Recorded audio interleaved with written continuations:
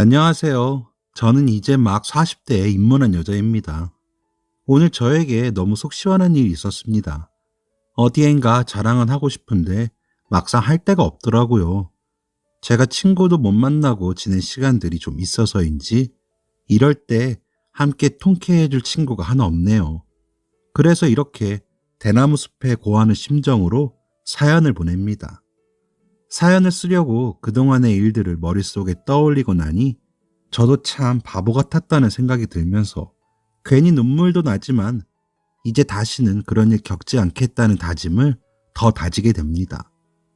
이제는 더 보란 듯이 잘 살면 되겠지만 오징어는 씹어야 마시고 뒷담은 또 해줘야 마시니까요. 혹시나 이 사연이 그 사람들 귀에 들어가면 더 좋겠다라는 심정으로 사연을 시작해 보겠습니다. 지금으로부터 10년 전이네요 벌써. 진짜 저를 공주님 대접을 하던 남자와 만나 결혼을 했습니다. 매번 데이트할 때마다 자기는 어쩜 이렇게 잘 먹는데도 몸매가 좋아? 나 몰래 막 다이어트하고 굶고 그러는 거 아니지? 라며 제 몸매를 칭찬할 때 알았어야 했을까요? 그저 저에게 잘 보이고 싶어 입 바른 소리 하는 거라고 생각했습니다. 절 너무 사랑해서 저의 모든 것이 다 예뻐 보이고 칭찬해주고 싶나 보다 하고요. 기분 나쁘지 않았고 저의 노력에 포상을 받는 것 같기도 했습니다. 어딜 가나 저와 함께 동행하며 저를 자랑스러워하는 남친의 모습이 귀엽기까지 했으니까요. 사실 제가 키가 좀 큰 편에 속해 조금이라도 살이 찌면 부해 보이고 덩치가 커 보여요. 고등학교 때까지 별명이 자이언트일 정도였으니까요. 그래서 수능이 끝나고 대학 들어가기 전까지 이를 악물고 운동과 식이요법으로 다이어트를 했습니다. 그 결과 키 173에 55kg로 빼고 나니 어딜 가던 날씬하다 소리를 듣게 되었습니다. 살을 빼고 나니 얼굴도 전보다 더 윤곽이 뚜렷해지고 피부도 좋아져서 화장도 잘 먹더군요. 그래서 예쁜 옷도 마음껏 입고 예쁘다는 소리를 누리며 사는 삶이 되었죠. 마치 영화 미녀는 괴로워의 김하중이 된 것처럼 사람들의 시선을 즐기며 살 수 있게 되었습니다. 대학에 들어가면서부터 번화가에 갈 때면 연락처 묻는 사람도 많았고 동아리나 과 선 후배들도 고백하기도 했습니다. 하지만 저는 괜히 여러 사람과 그런 일에 엮이고 싶지도 않았고 괜히 제가 좋지도 않은데 그 사람들의 마음을 받아주기도 그래서 연애를 많이 하지는 못했습니다. 솔직히 겁도 났고요. 그래서인지 살찌는 게 너무 싫고 겁이 나기도 했습니다. 더 마르고 싶다는 생각에 극단적으로 식이 조절을 하며 다이어트도 해봤지만 금세 돌아와서 55kg을 유지하게 되더군요. 하지만 다이어트를 더 심하게 하는 것이 더 이상은 무리라는 생각에 조금 찐다 싶으면 조절하고 아니면 특별히 먹는 것 가리지 않게 되기까지 10년이 걸렸습니다. 그 세월 동안 저의 외모에도 열심히 투자했습니다. 운동도 꾸준히 했죠. 옷도 잘 맞으니 조금만 마음에 들면 사고 화장품도 새로 나온 것은 거의 사서 써볼 정도로요. 솔직히 결혼은 안 하고 싶었습니다. 그냥 이렇게 저에게 투자하고 부모님과 살다가 집 사고 차 사고 저만의 인생을 누리고 싶었습니다.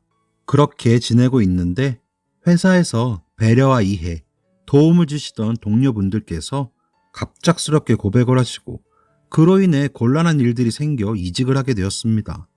거의 비슷한 시기에 세 분에게 고백을 받았고 저는 다 거절하였지만 그분들끼리 다투게 되면서 일이 커졌거든요. 전혀 그분들과 연애의 연자도 꺼낼 마음이 없던 제가 거절하자 너무 실망하시며 이유를 물으시며 따지시기도 하고요. 좀 억울했지만 그냥 떠나자 마음 먹고 이직하게 되었습니다. 함께 일하시던 언니는 왜 네가 떠나냐? 네가 저 사람들한테 뭐라고 했어? 라고 대신 화도 내주시고 그분들께 따져도 주시기도 했지만 괜히 저 때문에 일이 커진 것 같아 저만 사라지면 될 거라는 생각도 들었습니다. 이직한 회사에 가자마자 저를 극진히 모시며 처음부터 결혼하고 싶다고 저돌적으로 나서는 남자를 만나고 나니 생각이 좀 달라지더군요. 키도 저만하고 삐쩍 마르긴 했지만 매너 좋고 저를 진짜 좋아하는 게 느껴진다고 해야 할까요? 그저 빙빙 돌다가 은근히 떠보고 고백하던 다른 남자들과는 달리 처음부터 저에게 대놓고 호감을 표시하는 모습도 마음에 들었습니다. 그래서 그 남자와 결혼을 결심하게 됐습니다. 너무 이리저리 치이다 보니 이런 사람이라면 믿고 결혼해볼까 하는 아니란 생각도 있었던 것 같습니다. 그리고 결혼을 하고 나면 주변에 그런 일로부터 벗어나지 않을까 하는 생각도 컸고요. 그래서 그 사람의 마음을 받아주기로 하고 구체적인 결혼 이야기가 나와 모은 돈을 보니 별로 없더군요. 부모님께서는 보태주시겠다고 하셨지만 넉넉하지 못하신 걸 알기에 구체적으로 조정하고 준비할 필요는 있을 것 같아 솔직하게 말했습니다. 이런 상황인데 내가 어떻게 준비하면 될까요? 라고 하자 남자는 어휴, 이렇게 예쁜데 돈까지 많으려고 그랬어요? 괜찮아요. 이래봬도 우리 부모님께서 내 앞으로 해놓으신 집도 있고 나도 모아놓은 돈 있어요. 진짜 몸만 와도 돼요. 예쁘니까 다 돼요. 하더군요. 그러면서 덧붙이는 말이 이렇게 예쁘게만 있어주면 나는 다 괜찮으니까 걱정 말아요. 대신 계속 이렇게 예쁘고 날씬해 줄 거죠? 라고 하더군요. 저는 그때 그 남자가 그저 절 그렇게 계속 사랑해 주겠다는 뜻인 줄로 알았습니다. 그래서 행복하다고 생각했습니다. 그렇게 결혼을 약속하고 각자 집에 인사드리며 저의 부모님 먼저 뵐 때도 이렇게 예쁘게 키우신 따님 제가 정말 모시면서 살겠습니다. 라고 하길래 저는 이 사람이 날 진짜 사랑하는구나 했죠. 그렇지만 그 사람 어머니께 인사드리러 갔을 때도 눈치 못 챈 제가 바보 멍청이 등신이었습니다. 절 보시자마자 어머 진짜 키입이 날씬하다. 피부도 좋네. 근데 얘기했던 것보다 약간 살집이 있네. 뭐 차차 좀 더 빼면 되지. 이러시더라고요. 그러자 그 사람은 실실 웃으면서 우리 엄마가 살찐 사람은 미련하다고 진짜 안 좋아하시거든. 우리 엄마도 되게 마르셨지? 우리 가족은 좀 체질인지 다 그래. 라더군요. 나중에 한 사실이지만 진짜 그 집안은 다 빼빼 말랐었습니다. 그것도 피골이 상접해 보일 정도로요. 그래서 더 나이 들어 보이는 그런 스타일이었는데 뚱뚱한 사람보다는 더 좋다고 하는 집안이었습니다. 그러면서 외모에 대한 부심들이 어마어마하더군요.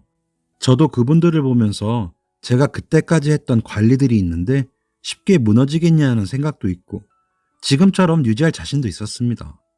그래서 크게 신경 쓰지 않았습니다. 하지만 결혼과 임신이라는 변수가 제 몸의 패턴을 무너뜨리더군요. 남편은 많이 먹는데도 살이 찌지 않는 사람이었습니다.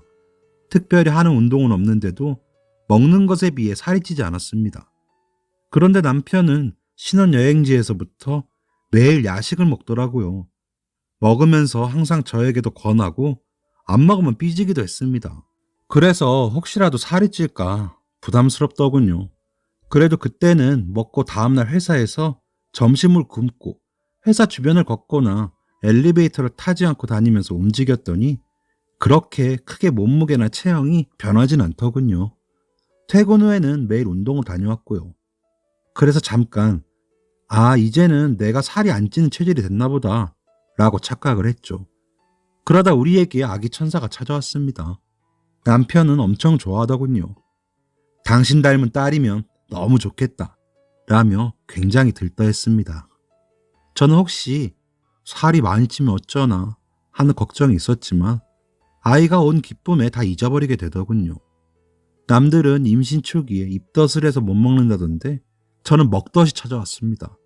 돌아서면 배가 고프고 돌아서면 배가 고프고 처음에 남편은 잘 먹어야 아기가 건강하지 하더니 제가 조금씩 살이 찌는 게 느껴졌는지 너무 살찌면 아기 낳을 때 힘들다던데 나랑 좀 걸어 다닐래? 하더군요.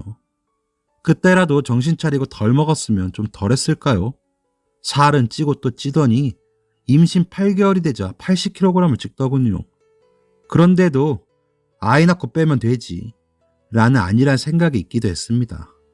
하지만 시어머니와 남편, 시댁 식구들은 저를 무슨 짐승보듯 하더군요. 시댁 식구들은 마르기도 했지만 키들도 큰 편이 아니라 제가 더 거대해 보였나 봅니다. 시어머님 생신이라 모여 밥을 먹는데 아가 넌 그만 먹어라. 아무리 임산부여도 심하지 않니? 그래도 여자가 그게 뭐니?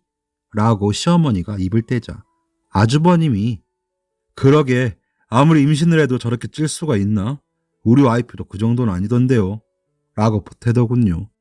당황하고 있는 저를 보며 시누이가 깔깔 웃으며 그러게 내가 언니 키가 커서 덩치 좀 있겠다고 했잖아. 진짜 언니 보면 내가 다 숨이 막혀요. 오빠 잘 때 깔려서 자는 거 아니야? 하더군요. 그러자 남편이 안 그래도 요즘 좀 숨 막혀. 근데 애 낳고 빼면 되지. 당신도 힘들지? 얼른 우리 아가 낳고 전으로 돌아가자. 하면서 웃더군요. 눈물이 왈칵 나서 얼른 짐을 챙겨 그 자리에서 빠져나왔습니다. 제가 아무리 살이 쪘어도 가족들이 빙 둘러앉아 저를 조리돌림하는 그 자리에서 더 있을 자신이 없었습니다. 형님이 따라 나오셔서 저를 토닥여 주시더군요. 동서, 이 집 식구들 다들 제 멋에 취해서 그래. 이해해. 우리 애 아빠는 지금도 내 밥그릇 빼서 나 애 셋 낳는 동안에도 살찌면 이혼이라고 얼마나 그랬다고. 지들은 앞만 먹어도 살 안 찐다고 저런다니까. 그럼 뭐해. 다 찌글찌글한데. 속상해도 아기 생각해서 풀어. 라고 하시는데 참았던 눈물이 쏟아지더군요. 그래서 죄송하다는 말만 남기고 먼저 집으로 와버렸습니다. 집으로 돌아온 남편은 오히려 저에게 화를 내며 아니 없는 얘기 한 것도 아닌데 그렇게 집으로 와버리면 어떻게 해? 어머니가 얼마나 마음 상해하셨는지 알아? 라며 몰아붙이더군요. 저는 참았던 눈물이 쏟아져 아무 말도 못하고 울기만 했습니다. 남편은 그런 저를 달랠 생각은 없는지 다시 밖으로 나가버리더군요. 그렇게 혼자 한참을 울다가 잠이 들었는데 남편이 야식을 먹으며 누군가와 통화를 하는 소리를 듣고 잠이 깼습니다. 아이고 알았어요. 안 그래도 지금 깨서 또 먹을까봐 조용히 먹고 있어요. 아유 잘하셨다니까. 그렇게 충격받으면 좀 덜 먹겠지. 그러니까 이번에만 모른 척하고 넘어가요. 에휴 마음은 상했겠지. 그래도 뭐 어쩔 거야. 주무셔요. 라며 끊는 것을 보니 시어머니와 통화한 것 같았습니다.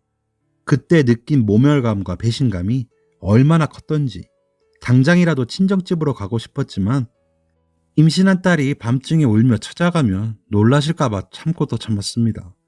안 그래도 병원에서 살이 너무 찌는 거 위험하니 체중 조절을 할 필요가 있다며 식단을 짜주셔서 그대로 하고 있었고 아이만 낳고 나면 전처럼 돌아갈 수 있을 거라고 믿고 또 믿었습니다.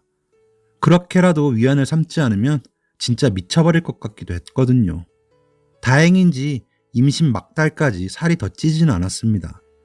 그리고 예정일보다 한 3일 먼저 4.02kg에 건강하고 씩씩한 아들을 낳았습니다.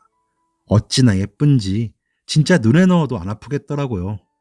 또 아이를 안고 너무 감격해하며 좋아하는 남편을 보니 전에 무조건적으로 절 사랑하던 모습이 떠올라 마음이 풀리기도 했습니다. 그리고 아이에게 전념할 생각으로 육아휴직이 끝나는 대로 퇴사하기를 바라는 모습에 자식 보고 산다는 말이 실감나기도 했고요. 그러면서 남편은 제 산후조리에 엄청 공을 들였습니다.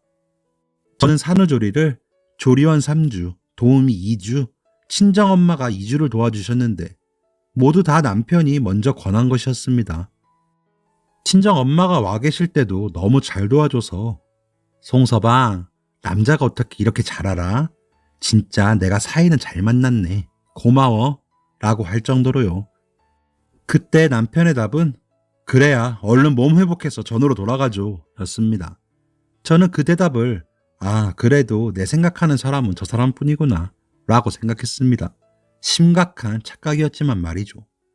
조리원, 도우미, 친정 엄마의 도움으로 산후조리를 끝냈을 무렵이 되니 10kg이 빠졌습니다. 남편이 너무 좋아하더군요. 그러면서 이렇게 쭉쭉 빠지면 금방 전으로 돌아가겠다. 근데 운동은 좀 해야겠어. 체형이 좀 변한 것 같지 않아? 라고 하길래 금방 돌아가서 나한테 살쪘다고 했던 말들을 다시는 못하게 할 줄 알아. 라며 으쓱대기도 했습니다. 하지만 아이를 키우는 일이 생각보다 체력 소모가 많이 되더군요. 아이 젖주고 나면 얼마나 배가 고픈지 간식을 수시로 먹게 되더라고요. 엄마가 찰떡이랑 두유랑 잔뜩 해서 냉동실에 넣어 놓으시고 냉장고에 채우고 가셨거든요. 그래도 더 찌진 않으니 다행이다. 이 시기만 지나면 운동하자 라며 위안을 삼았습니다. 그런데 아이 재우고 나니 운동은커녕 미뤄진 집안일하고 돌아서면 배가 고파 남편이 먹는 야식을 거들고 있더라고요. 남편은 생각처럼 빠지지 않는 저의 살들에 실망을 한 건지 가끔은 절 보며 한숨을 쉬더군요. 그런 남편을 보면서 약간 뜨끔하기도 했지만 조금만 더 있다가 빼자고 다짐만 하며 미루다 보니 아이 돌잔치 할 때가 됐습니다. 아이를 보여드리러 시어머니께도 자주 갔었지만 아기가 태어난 후로는 저에게 살 이야기를 안 하시기도 했고 제가 더 잘하면 그런 이야기는 이제 좀 잊으실 거라고 생각하기도 했습니다. 무엇보다 저희 아이를 너무 예뻐해 주셔서 그래도 아이 할머니니까 잘 지내자라는 생각도 컸죠. 그런데 하루는 전화를 하셨더군요. 얘, 너 다이어트 좀 하고 있니? 애기 돌잔치 때까지는 좀 더 뺄 거지? 너 아무리 아기가 주인공이라도 애 엄마가 너무 뚱뚱해서 그러고 있으면 못 써. 신경 좀 써라. 너희 아버님 손님도 오실 건데 알았지? 하시더군요. 그래서 네 어머님 하는 데까지는 해볼게요 라며 웃었습니다. 아이 생각해서 하시는 말이라고 생각하기로 했거든요. 그저 우리 아들이 예뻐서 그냥 다 좋았던 것 같습니다. 그리고 이제 슬슬 살을 뺄 때도 됐다고 생각하기도 했으니까요. 야식도 안 먹고 아이와 더 열심히 놀아주기도 하며 나름 노력을 했지만 손목 발목만 아플 뿐 살은 안 빠지더라고요. 돌잔치 날까지도 제 살은 빼지 못하고 말았습니다. 돌잔치를 치르며 만난 사람들 모두 절 보며 놀라더군요. 그런 사람들을 보며 저는 제 자신이 살이 쪄서 너무 창피하고 부끄러웠습니다. 남편도 저와 함께 다니기보단 아들만 데리고 사람들에게 인사하더군요. 시댁 식구들도 자기네들끼리만 모여 아이와 사진 찍고 하는데도 좀 가만히 있었습니다.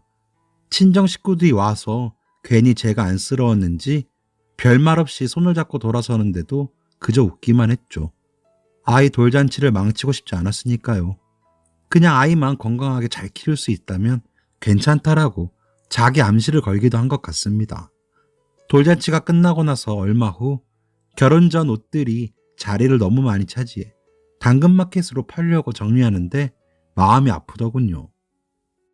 이제는 들어가지도 않는 사이즈의 옷들을 바라보며 마음이 아팠지만 처분해서 아이 물건 새로 살 생각에 즐겁게 정리하고 있는데 남편이 이제 아예 포기를 한 거야?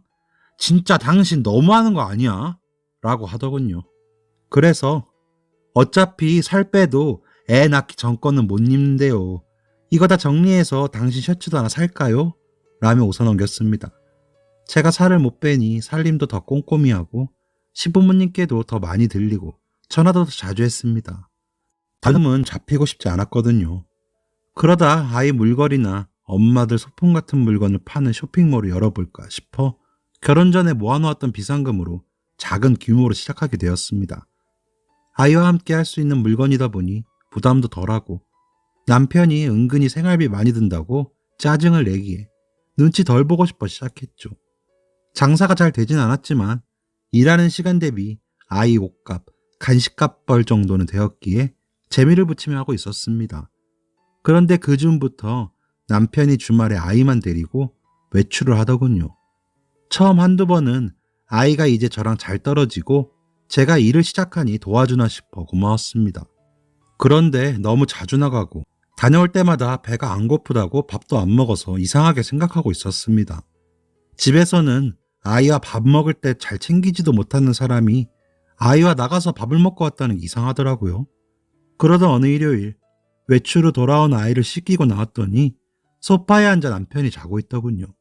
전화가 오는 줄도 모르고요. 발신자가 시어머님이시기에 얼른 받았는데 제가 입을 뗄 새도 없이 아들 오늘 그 집 맛있었지? 우리 아들 맛있는 건 먹이고 싶은데 그 덩치 큰 것까진 보기 싫어서 그랬는데 눈치 못 채지? 라는 겁니다. 그래서 어머님 아범이 피곤한지 자네요. 깨면 다시 전화라고 할게요. 라고 끊어버렸습니다. 충격도 받고 전에 지나갔던 일들이 떠오르며 모멸감이 올라오더군요. 그래서 남편을 깨웠습니다. 아무리 그래도 사람을 빼놓고 이러는 거 아니야. 나 당신 와이프야. 어쩜 어머니랑 똑같이 일해? 라며 화를 냈죠. 진짜 크게 소리치고 싶었지만 아이 때문에 꾹꾹 누르며 말하는 절 보며 단 1초의 망설임도 없이 당신 살 더 찔까봐 그러지. 주말에라도 애가 없으면 좀 덜 먹을 거 아니야. 애 보느라 힘들어서 더 먹는다며? 나는 뭐 편한 줄 알아? 나도 주말에 좀 쉬고 싶어. 라는 겁니다. 기가 차서 말이 안 나오더군요. 내가 내 발등 찍었구나 싶어. 그냥 애 아빠로만 생각하고 살자 싶었습니다. 애는 키워야 하니까요. 다음날 시어머니께 문자가 왔더군요. 그러게 진작에 살 좀 빼고 그러면 얼마나 좋니? 너 아가씨 때 입던 옷들 다 팔았다며? 진짜 애 뚱땡이로 살려고 마음먹은 거니? 너 아들도 생각해라. 애가 엄마 창피해서 어린이집이며 유치원이며 학교는 어떻게 다니니? 다 너 생각해서 그런 거니까 제발 살 좀 빼! 라고요. 기가 차서 단문도 드리지도 않고 한동안 울었습니다. 그리고 전신 거울 앞에서 절 보는데 진짜 서글프더라고요. 결혼하고 변변한 옷 한 벌 못 사고 아이 좋은 거, 남편 좋은 거 챙기며 살았는데 그 대접이 이런 건가 싶어서요. 그래도 우리 아들 생각해서 다가오는 추석에 음식 잘해가자 생각하고 있었습니다. 참 미련했죠. 며칠 있다가 시어머니께 전화가 오더군요. 받기 싫었지만 나중을 생각해 웃는 척 받았습니다. 어머님 무슨 일이세요? 라고요. 그러자 시어머니는 예, 이번 추석에는 그냥 아범이랑 정원이만 보내고 너는 친정 가서 좀 쉬어라. 알겠지? 이러시는 겁니다. 그래서 왜요 어머님? 무슨 일 있으세요? 했더니 이번에 너희 작은 집에서 오신다는데 그 집 아들 결혼할 여자를 데리고 온다 그러더라. 근데 너처럼 뚱뚱한 애가 있으면 좀 창피하잖니? 너도 좀 그렇겠지. 그러니까 정훈이랑 아범만 보내 알았지? 라고 말씀하시더군요. 더 이상 참지 못하겠더군요. 아니요 어머님 아범만 보낼게요. 정훈이는 엄마랑 있는 거 더 좋아해요. 그리고 제가 창피하신데 저희 정훈이는 안 창피하세요? 진짜 너무하세요. 하고 전화를 끊어버렸습니다. 씩씩거리고 있는데 남편에게서 전화가 오더군요. 받았더니 당신 창피할까봐 어머님께서 생각해 주신 건데 꼭 그렇게 삐딱해야 해? 나도 사촌동생 보기 창피해. 당신 가서 있으면 저 물침대 같은 사람이 형수라고 할 거 아니야. 당신은 이제 부끄러움도 없어. 라며 오히려 더 화를 내더군요. 남편의 이야기를 듣자니 이게 뭐지? 내가 왜 이런 대접을 받아야 하지? 나도 나만 생각하면서 예전처럼 할 수 있지만 못하는 건데? 라는 생각이 들며 제가 차가워지는 게 느껴졌습니다. 눈치 없는 남편은 제가 대꾸가 없는데도 형수 이번에 어머니가 프라다에서 옷 사줬대. 당신은 맞는 사이즈가 없어서 사줄 수도 없었지만 사고 싶지도 않으시더래. 진짜 당신은 좀 느끼는 거 없어? 라며 의기양양해서 이야기하더군요. 제 머릿속에서는 이제는 더 이상 못 참겠다. 이혼하자. 뭐부터 준비하지? 라는 생각만 떠오르더군요. 하지만 남편의 뻔한 월급에 시부모님 명의로 된 이 집, 재산 분배는 어찌해야 할지 막막하더군요. 아이는 꼭 제가 키우고 싶었습니다. 그래서 쇼핑몰 컨셉을 좀 바꿔보자는 생각을 했습니다. 그래서 제가 직접 착용을 한 옷들을 올리려고 집에서 옷들을 입고 사진을 찍고 했습니다. 제 속을 알리 없는 남편은 왜? 이제는 아예 큰 사이즈 옷만 입게? 그렇게 큰 걸 누가 입냐? 이불로 쓰면 몰라도 커튼인지 옷인지 구분도 안 간다. 라며 비웃기만 하더군요. 처음 3개월은 주문량이 거의 없었습니다. 하지만 갑자기 주문량이 늘더군요. 혼자 하는 게 힘들어서 알바를 뽑아야 할 정도로요. 제가 SNS에 꾸준히 홍보를 한 것이 효과가 있더군요. 그리고 리뷰에 달아주시는 고객님들 사연들도 저처럼 산후에 살찐 분들이 많아 공감하며 답글을 단 것이 효과가 좋았습니다. 그렇게 6개월 정도 지나자 전문 모델들과 촬영도 하고 사무실도 얻을 정도가 되었습니다. 그간에도 시댁에는 일체 방문하지도 연락하지도 않았습니다. 굳이 그분들도 절 찾지 않으셨고요. 가끔 시어머니께서 메시지로 살이나 빼지 괜히 일 버려서 빚지고 그러지 말라는 메시지를 보내긴 하셨죠. 그래서 이를 악물고 더 일에 몰두할 수 있기도 했습니다. 아이에게 쓰는 시간은 되도록 건드리지 않으려 노력하느라 바쁘긴 했지만 남편과도 함께 밥을 먹거나 하는 일을 줄여 그저 한 집에 사는 사람 정도로만 여기고 지냈습니다. 그런 날들이 길어지자 하루는 괜히 곁에 와서 매출 정리하는데 와서 보더군요. 생각했던 것보다 금액이 크자 당황하며 당신 이렇게 많이 벌어? 어떻게? 라더니 갑자기 안 힘드냐며 쉬엄쉬엄 하라고 하더군요. 월급쟁이 월급 보다가 몇 배가 넘는 금액에 놀라기도 했겠죠. 한 달 매출도 아닌데 웃기기도 했고 무시하던 말투가 생각나 괜히 으쓱하기도 했습니다. 그리고 바쁘게 일한 탓인지 살도 조금은 빠지기 시작했습니다. 그렇게 다시 추석이 찾아오니 시어머니께 전화가 왔습니다. 애미야, 이번 추석에는 올 거지? 예, 우리 그동안 너무 못 만났다. 라며 호호호 하시는 겁니다. 이유가 뭔지 뻔히 보였기에 어머님, 저 불편해 하시는 거 아니셨어요? 저는 그런 줄 알고 못 갔죠. 이번 추석 때도 당연히 못 간다고 생각해서 정훈이랑 여행 예약해놨어요. 친정 부모님이랑 받아보고 오려고요. 저 이번에 차 뽑았거든요. 라며 웃으며 말씀드렸습니다. 그러자 갑자기 목소리가 커지시며 야, 시어머니가 이렇게 전화했으면 모르는 척 와서 잘못했습니다 해야지. 뭐? 여행? 이게 진짜 보자 하니까 뭐 하는 짓이야? 내 아들이나 되니까 너처럼 살찐 거 데리고 살아주지. 어디서 건방을 떨고 있어. 군소리 말고 와! 하며 전화를 끊으셨습니다. 저녁에 돌아온 남편이 어머니랑 통화했다며 당신 며느리 아니야? 어디서 명절에 여행을 가. 좀 조용히 살자. 진짜 나도 힘들다. 라며 화를 내더군요. 그래서 그래 힘들다. 나도 그러니까 우리 그만 살자. 이혼해. 내가 이제 그만 당신 놔줄게. 라고 해버렸습니다. 그랬더니 남편이 팔짝 뛰며 무슨 이혼을 해? 이혼이 애들 장난이야. 라더군요. 웃음이 나더군요. 그래서 웃으며 왜? 나 창피하다며. 뚱뚱해도 돈 좀 버니까 안 창피해? 라고 했더니 남편이 벙쪄하더군요.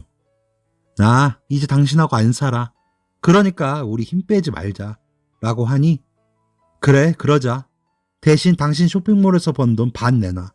결혼 생활 중에 생긴 이득은 반반인 거 알지? 라더군요. 그런 잔머리 굴릴 생각 말고 변호사나 좀 만나봐. 난 그럴 생각이 전혀 없으니까. 그러곤 짐을 챙겨 친정으로 가버렸습니다. 사실 부모님께는 미리 귀띔도 해놓았고 아이 유치원도 친정 동네로 보냈습니다. 일 핑계를 대며 친정엄마가 아이를 봐주기로 했다며 제가 데리고 왔다 갔다 했거든요. 주말이 아닐 때는 아이에게 관심이 없던 남편은 얘기했는데도 잊어버렸을 겁니다. 그러면서 아이와 제 짐을 조금씩 옮겨놓아 집이 휑한데도 모르더군요. 그동안의 수입으론 부모님 대출금 갚아드리고 제 통장에 있는 돈은 그리 많지도 않았습니다. 다음날 집에서 나머지 제 집만 챙기고 있는데 시어머니께서 오셨더군요. 이게 뭐 하는 짓이야? 너 이제는 보이는 게 없니? 살찐 걸 살쪘다고 하지. 그럼 뭐라고 하니? 꼴의 자존심은 살아서는. 그러시더군요. 그런 시어머니를 보니 더 말도 섞고 싶지 않아. 어머님, 그러니까 아범 돌려드릴게요. 저보다 더 날씬하고 예쁜 며느리 얻으세요. 라며 짐을 챙겨 나와버렸습니다. 그날 저녁 친정 집 앞으로 찾아온 남편은 다 당신 생각해서 그런 거잖아. 당신 건강 해칠까봐. 그래, 내가 미안해. 그러니까 우리 이러지 말자. 정원이는 무슨 죄야? 그러며 울더군요. 어이가 없어 웃음밖에 나오질 않았습니다. 날 생각한다는 사람이 나랑 눈도 안 마주치니? 당신, 내가 물만 마셔도 한숨 쉬더라. 그런데 내 쇼핑몰은 탐이나? 라고 하니 진짜 이럴 거야. 그럼 돈이랑 애는 놓고 가. 정훈이 내 아들이야. 하더군요. 그래서 그래 알았어. 나도 당신 같은 사람 있고 재혼하고 싶어. 나 아직 젊은데 고마워. 정훈이한테는 내가 얘기 잘할게. 라고 했습니다. 그랬더니 정색을 하며 당신 진짜 미쳤어. 애는 엄마가 키워야지. 무슨 소리 하는 거야. 진짜 나도 가만 안 있을 줄 알아. 라며 가버리더군요. 사실 아이 얘기는 저럴 줄 알고 일부러 한 말이었습니다. 아이가 저만 유독 찾기도 하고 주말에 나가서도 계속 제 얘기를 하며 징징거리기도 하나 보더라고요. 변호사를 만나 그동안 남편과 시댁 식구들에게 당했던 모욕적인 메시지와 음성 파일을 건네니 이 정도 증거면 유리하다며 그쪽의 내용 정리해서 소장 만드신다고 하더군요. 재판 결과는 그쪽이 유책 배우자가 되어 재산 분할은 6대4 정도로 분할이 됐습니다. 그래봤자 큰 규모의 재산들은 다 부모님 명의라서 액수도 크지 않았지만요. 아이의 양육권과 친권 모두 제가 가지고 오고 2주에 한 번 이틀 동안 아빠와 만날 수 있도록 조정했습니다. 양육비는 매달 70만 원으로 책정되었습니다. 그런데 한 6개월 주더니 안 주더군요. 아이 만나러도 한 달에 한 번 올까 말까 하는데 아이도 특별히 아빠를 찾진 않았습니다. 그렇게 이혼을 하고 한 3년간은 일에 더 매진했습니다. 이제는 잘 자리 잡아서 오프라인 매장도 백화점에 입점되어 매장이 꽤 되고요. 아이는 어느새 초등학생이 되었고 저와 데이트하랴 공부하랴 바쁘답니다. 그리고 근 2년 동안 바쁜 시간을 쪼개어 개인 트레이너와 운동을 하고 식이요법을 병행하며 과거에 저보다 더 관리를 했습니다. 그 결과 살은 10kg 정도를 감량하면서 근육량은 더 늘더군요. 이제 나이가 있어 근육량이 중요하다고 하더라고요. 그 덕분에 몸매는 더 단단해지고 탄력이 생겨서 흔히 말하는 서구형의 글래머러스한 몸매로 변하게 되었습니다. 제가 이렇게 되기까지 함께하던 트레이너 선생님은 저를 다른 회원들과 달리 더 신경 써서 도와주고 옆에서 응원해 주셔서 의지를 많이 하게 되었습니다. 그래서 개인적으로도 더 친해지게 되어 헬스라인 런칭하며 동업까지 하게 됐죠.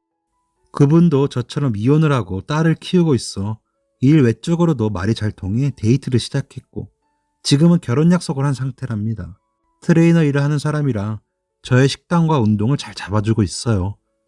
아이들도 1살 차이라 잘 지내고요. 그리고 제가 살 빼는 과정과 우리가 데이트하는 과정을 공개해서 고객님들께 더 호응을 얻기도 했죠. 그러다 오늘 매장 점검차 백화점에 가야 하는 일정이 있어 백화점에서 예비 남편을 만나기로 하고 먼저 도착해 기다리는데 멀리 익숙한 모습의 두 남녀가 보이더군요.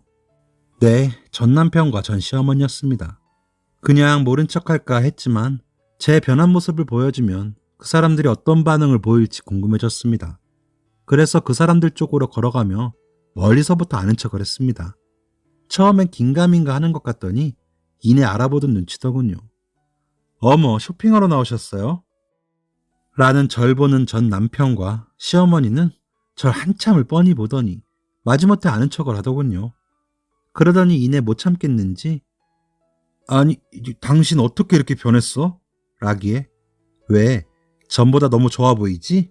당신이랑 살 때는 안 되던 게 이렇게 되더라고 라며 웃었죠. 그랬더니 아니 이렇게 변할 수 있었으면서 왜 예전엔 그렇게 돼지같이 라며 절 훑어보더군요. 그래서 뭐? 돼지? 아이고 아직도 그 몰상식함은 여전하네. 사람 면전에 돼지라는 말 아직도 해? 그래. 근데 내가 돼지면 당신은 멸치네? 라고 받아쳤죠. 뭐? 멸치? 말 다 했어? 이게 진짜 돈 좀 벌고 살 좀 빠지더니 배는 게 없나? 이년이 어디서 누구한테 멸치래? 이 못 빼어먹은 년이! 라며 전 남편과 시어머니가 방방 뜨더군요.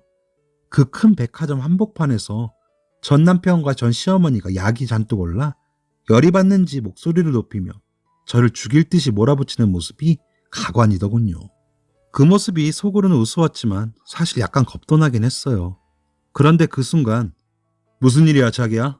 하며 예비 남편이 다가왔어요. 전 남편보다 어깨가 2배는 넓지 키도 크지 까무잡잡한 남자가 나타나니 전 남편 눈빛이 흔들리더군요. 그리곤 이내 상황 파악이 되었는지 말투가 급하게 공손해지는 게 아니겠어요? 아니 그게 아니라 요 하더니 엄마 가자 하며 전 시어머니의 팔을 끌고는 서둘러 자리를 떠나버리더군요. 전 시어머니는 전 남편의 손에 끌려 따라가면서 끝까지 저에게 눈을 흘기는 것을 잊지 않았지만 저도 끝까지 웃어줬습니다. 그들이 떠난 후 예비 남편이 어리둥절해하면서 무슨 일이었어 도대체? 라고 묻길래 웃으면서 별거 아니야. 내가 모르고 아주머니 발을 살짝 밟아서 죄송하다 했는데 엄청 성질내시더라고. 내가 돼지처럼 무겁나 봐? 했더니 예비 남편이 당신이 돼지? 에이 그런 말 하지 마. 이렇게 예쁜 돼지가 세상에 어디 있냐? 라며 절 다독여 주더군요. 진짜 쾌감이 느껴질 정도로 좋은 기분으로 예비 남편과 일을 마치고 데이트까지 하고 집으로 돌아왔습니다. 10년 묵은 체증이 쑥 내려가는 기분에 유난히 데이트가 즐겁더군요. 과거에 전 남편과 시어머니께 받은 상처들과 남은 앙금마저 다 사라진 기분이 들었어요. 여러분, 소중한 사람이 있다면 제발 상처 주는 말을 하지 말고 사는 게 좋은 것 같아요. 말 한마디에 천냥빚도 갚는다 라는 말이 틀린 게 하나도 없다는 걸 다시 한번 느낀 날이었습니다. 날이 부쩍 추워지네요. 건강에 유의하시고 환절기 감기 조심하시고 모두 건승하시길 바랍니다. 감사합니다. 지금까지 사연 들어주셔서 감사합니다. 사연이 재밌으셨다면 구독과 좋아요를 눌러주세요. 감사합니다. 안녕히 계세요.